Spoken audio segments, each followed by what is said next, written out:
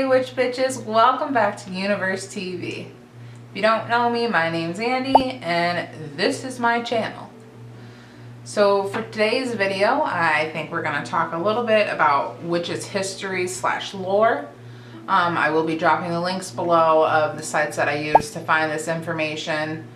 It's kind of hard to actually look for this because everything is super biased. So it was really hard for me to find sites that weren't super sketch and actually written eloquently. First and foremost, I'm not an expert. I don't know everything. I am learning along with you while I'm making these videos. I was raised in a witch / Wiccan household. Wasn't super prevalent, but enough that now I am taking the journey on my own. With that being said, I don't know everything. I'm learning, and I hope that this spikes some curiosity or to do your own research, or you learn something from today's video.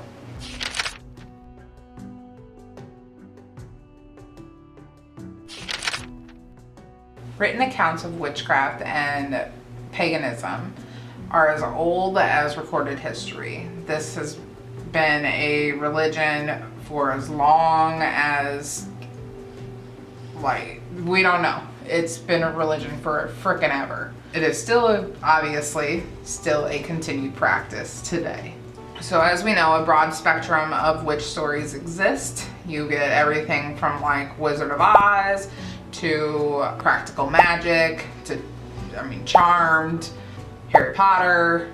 A common theme that came with all of these stories of the witches in our history was that a witch was defined predominantly by the fact that she was a woman who embraced her femininity in a way that was against the norms of society. Whether that was because she was too sexual, she was too aggressive, too loud, talked too much, there was just many different factors that made people believe that there was a witch in their presence. A lot of this has to do with perpetuating misogyny in the olden days, and why witches became demonized was because of the fact that these were outspoken women and men didn't like that. Until about 1020 AD, witches were seen as positive light. They were healers, they were seers, they were the wise ones, they were like the king's right-hand man, woman, helped them make decisions in all of their courts and decided with wars, helped them give birth, not the kings obviously, but help their wives, their queens give birth.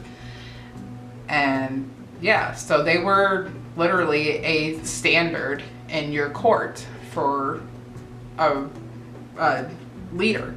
These witches also were known for using natural remedies, which we still do today. Green witchcraft is a very large practice still today. Plants have a lot of healing powers and things like that, and medicinal purposes used a lot of that to their benefit. When Pope Benedict VIII came in, he executed the first witch, thus starting the witch hunt for 753 years in Europe. Didn't start until 1692, and they ended in so they started in February of 1692 and ended in May of 1693. But you have to also think of this, our country at that point in time wasn't even our country. We were run by Europe and the Queen and the King and blah, blah, blah. So everything that we did was based on them. We didn't know anything else like this. This is forever ago. Our country wasn't founded for about 80 years later. That first execution in Europe was in 1022. That's a long ass time. That is a long ass time. So one way that James I of Scotland used to determine whether someone was a witch or not was to find their witch's mark, which was essentially a small area on their body where they apparently didn't feel any pain. So they found the witch's mark by literally pricking them with needles all over their body. That sounds wonderful, doesn't it? Another way that they would also try to figure out if someone was a witch, which you probably heard of this one before, is tying their hands and their feet together and then throwing them in the river. So the water is considered holy. They thought that if someone was a witch, she would float to the surface because it was the water rejecting her because she was unholy. And then if she wasn't, she would drown. So pretty much every single person that they did that test on died, because if she was a witch, they'd pull her out and then she'd get burned at the stake or hung. And then if she was a human, and she would drown. Like, nobody went in to rescue her because she was at the bottom of the fucking river. So she would drown. It's pretty cool. So because of these times, obviously real witches went into hiding for a very, very, very long time.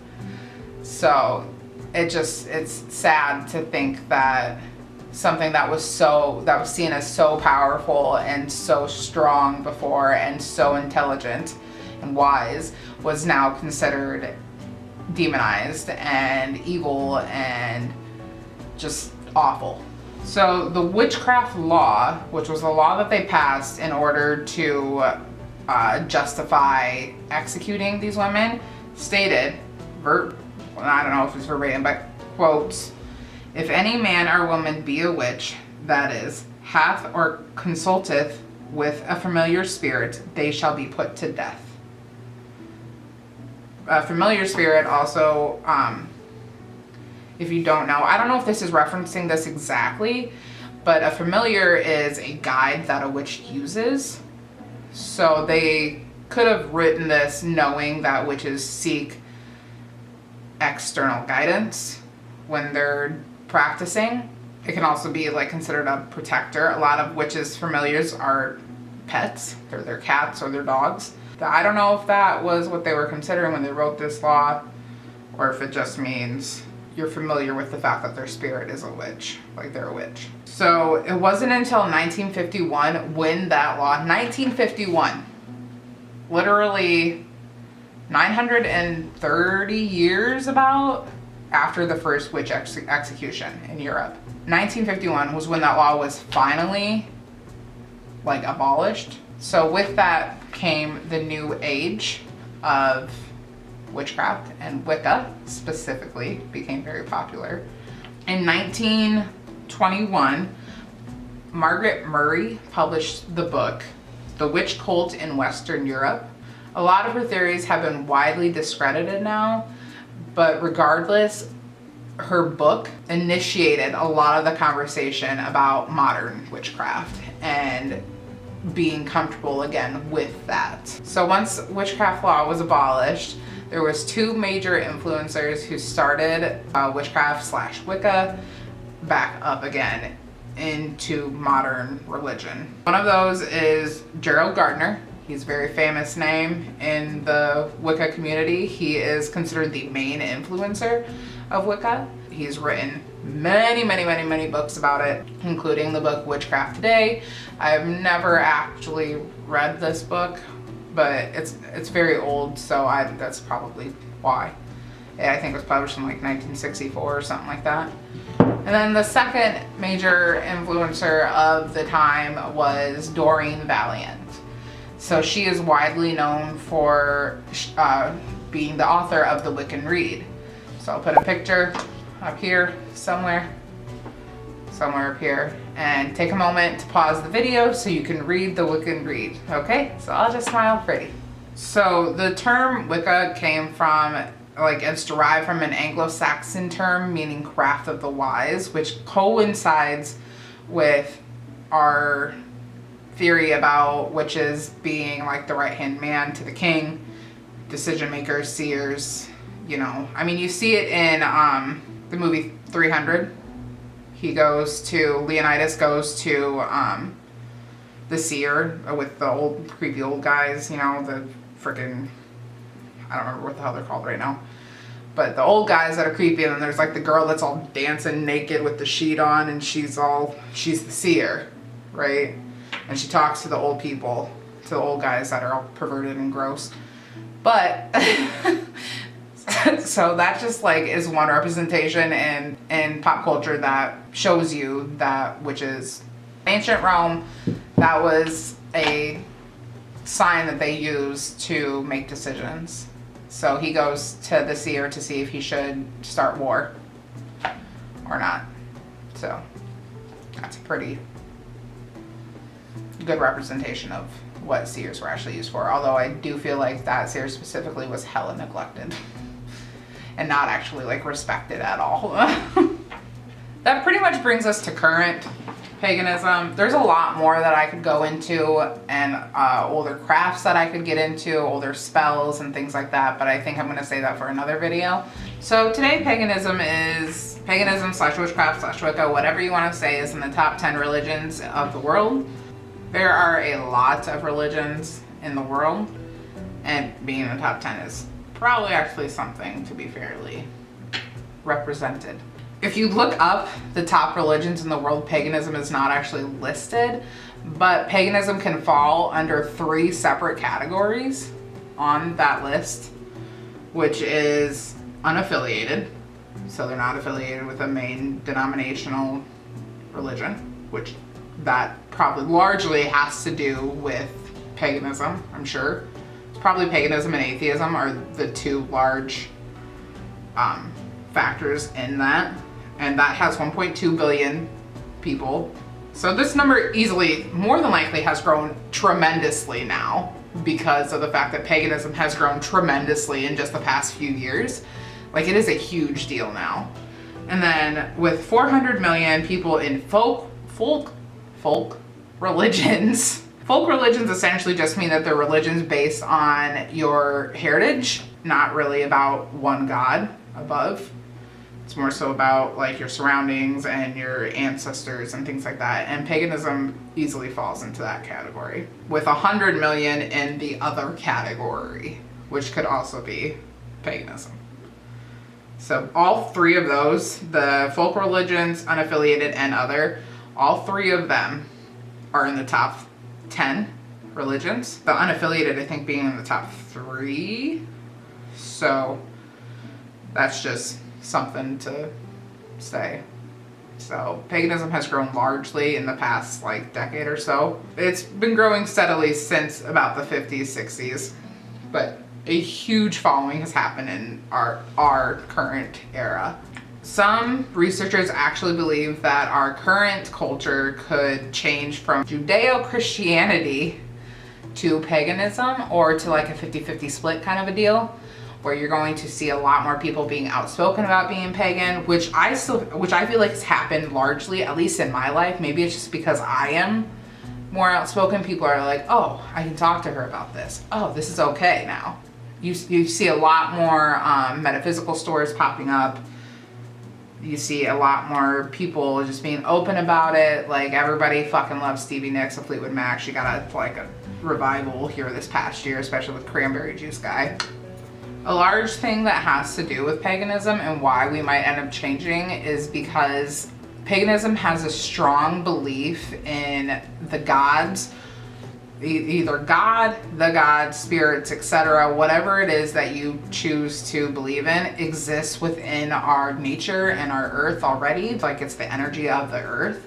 Thinking that God is an external creator and that he's omnipotent. Paganism also revolves largely around seeking harmony with nature and happiness, which is something that has to do with making heaven here on earth rather than waiting for it in the afterlife, which is a lot more pleasant to think about if you sat down and actually thought about it.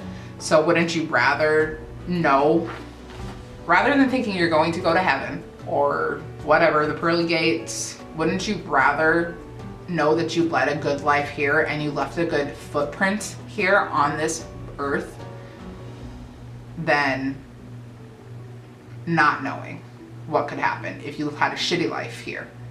You know, if you didn't do anything that you actually really wanted to do. Paganism, Wicca revolve heavily around making those decisions today rather than waiting to see what happens in the next life.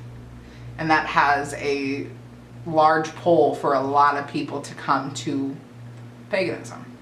Researchers also believe that there may soon be more witches in the United States than there are in the United Church of Christ, which is something to say. There probably, I definitely know many Christian witches, which is perfectly fine. However people want to practice their religion, I don't care. You do you, boo-boo. That's fine.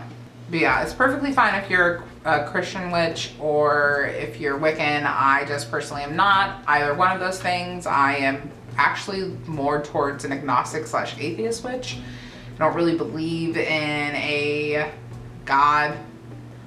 I slightly believe in like goddess, but that's more of like a feminine energy thing that I believe in. I believe in feminine energy and masculine energy, and I believe in nature and the power of the earth and the power of plants and animals and things like that, like real Pocahontas-y vibes. Paganism is changing our current religion and the status quo of what we think is normal.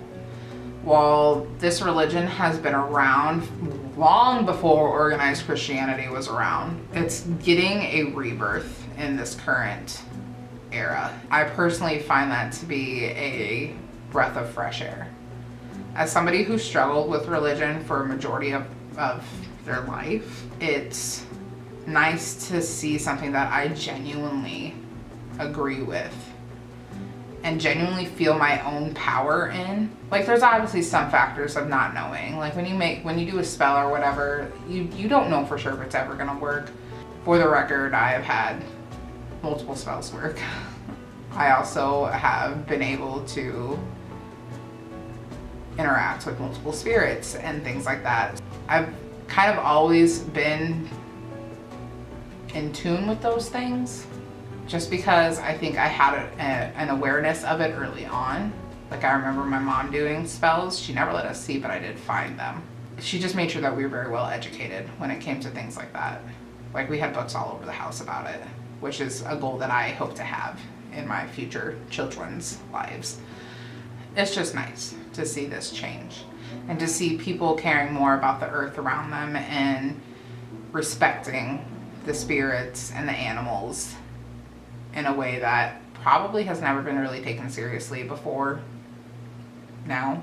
I mean, it's still not really taken seriously by a mass majority of the population because people don't believe in global warming, which is just leaves me flabbergasted.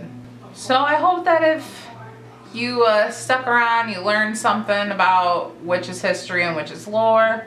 Once again, I'd like to reiterate that I'm not an expert. I'm learning with you. I will drop the links down below that I use to find most of this information. Don't forget to go to builtbar.com and use my discount code, boop, boop, boop, boop, down here, discount code, whoop, whoop, whoop, whoop, whoop, 10% off on builtbar.com. Unit 10, use that discount code. Don't forget to smash that subscribe button, like the video, and leave a comment down below if you have any suggestions for things that you might want to know or learn or see me and Matt do, or about witches, about Weight Watchers. I'm kind of all over the place right now, just trying to figure out what works best, what all you like. If you like me and you like what you see, come back next week. Okay? See you later. Bye!